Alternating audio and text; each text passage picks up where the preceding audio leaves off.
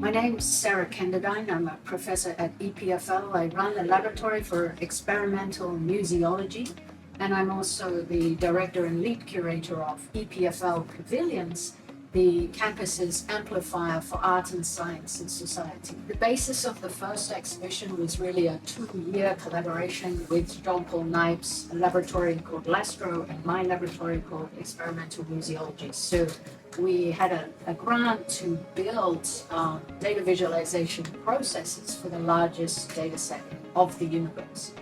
And out of that came the exhibition. So a lot of the work was really about taking big scale data and presenting it in a way for the public that was highly accessible and tangible. A lot of astrophysics is really now just numbers. And how do we turn that into images, and how do we allow the public to engage with it? Hello, I'm Jean-Paul Kneib. I'm professor of astrophysics at EPFL in Switzerland. I'm also the director of the EPFL Space Center. I am the co-curator of the exhibition, and I basically focus on the astrophysics and space data. What we are presenting in the exhibition is a view on our universe, and not just the universe nearby with the satellites, with the planets, but also the universe at its whole.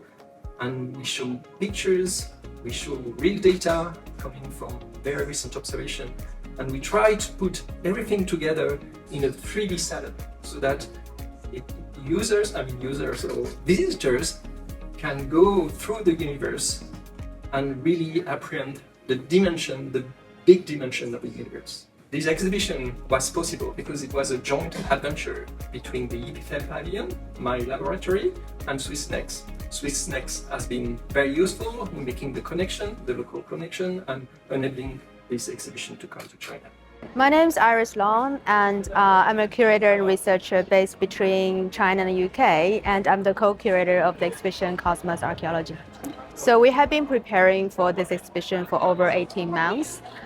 Initially, Swissnex in China noticed this very gorgeous exhibition at EPFL, and we thought it'd be really valuable to introduce such a art and science exhibition to China. And then we soon realized that Shanghai Astronomy Museum will be ideal collaborator because the work they have done in the sense of communicating science and also creating plural narratives about science.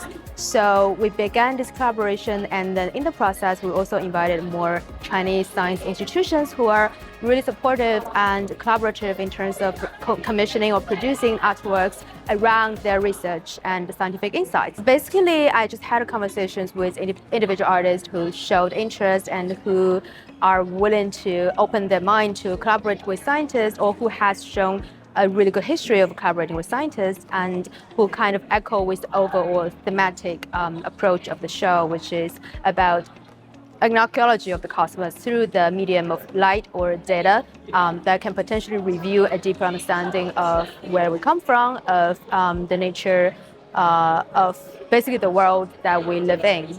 Yeah. One of the core issues was really around space sustainability.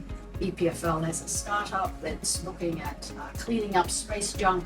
And so, because our remit is to bring artists into the process, we started to look for artists that have been dealing with this theme of space junk. So one of the other issues was really around the materiality of space. I think this is a core theme. So light and visualization, space junk and sustainability, and materiality of these processes in the way that the cultural imaginary works in the public domain was really important for this show.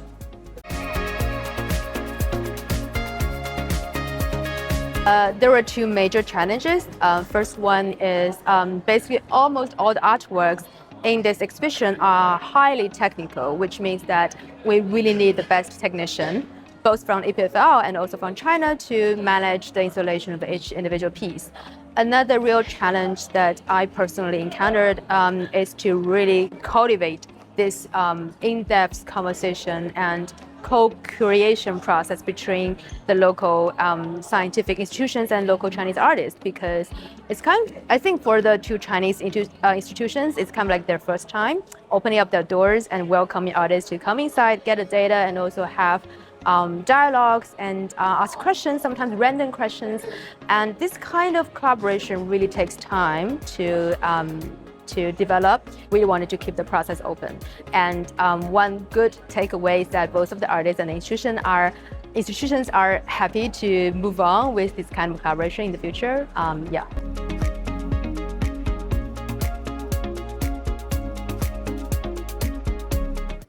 The visitor will come to the exhibition will see the universe in a different way, something they haven't seen before, and we will stress some of the new observation and the new data of the universe. And I hope that they will think a bit differently on the universe after having seen the exhibition. The 25 pieces of artwork really tells 25 different versions of stories of the universe, the cosmos. So I'm hoping that each visitor can leave the exhibition with their own version of the cosmos.